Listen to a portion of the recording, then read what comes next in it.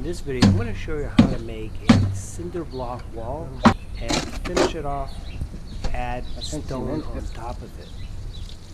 First, we got to mix our concrete. Make sure you mix it thoroughly. We're using Portland cement and some sand. Now that our cement is mixed, we can add or butter our cinder blocks. These were the footers, and now we're adding one more row of cinder blocks on top. Now let's repeat this process and get the second row.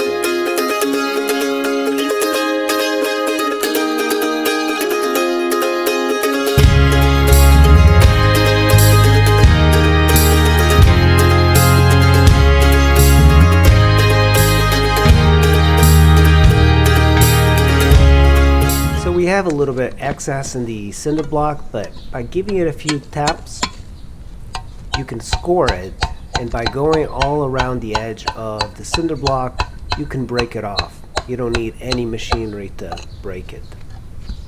And now our block can be buttered with cement, and you can fit it. And now we're going to finish that second row. One thing that we didn't show is that you have to put the level all the time on each block that you set. You want to make sure that everything is level before you add the cinder block on.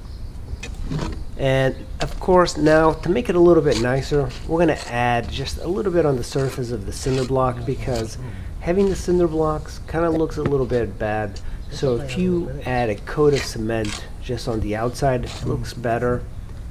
And now we are going to be putting the cement on top of the cinder block and getting it ready for the stone.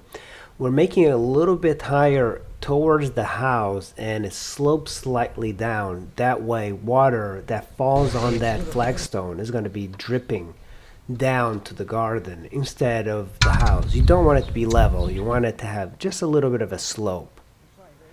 And it helps to have all the stone dry fitted before you put it on. And of course you have to cut the stone. That line represents the edge of the first stone, and every other stone that you put needs to be right on that edge. Everything has to be the same.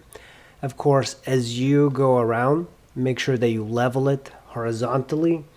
When it goes vertically, or that is when it's sloping towards the outside of the house, it's going to be a little bit off because you want the water to run off.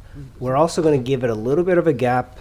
That gap is going to be filled in with cement after the entire project is done.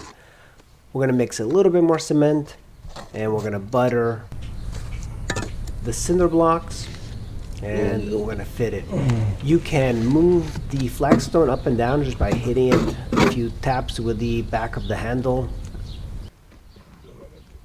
and fit your next stone. And just go towards the edge. Hopefully you measured all the flagstone. You don't want to be messing around as you near the end of it. Now let's just fill the edges with cement. And that's pretty much going to do it.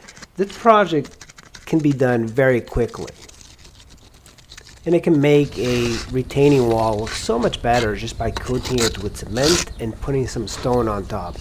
Stone is a little bit more expensive, but it's a lot easier to do than with bricks, and it goes by much faster. This project took about 3 hours or so.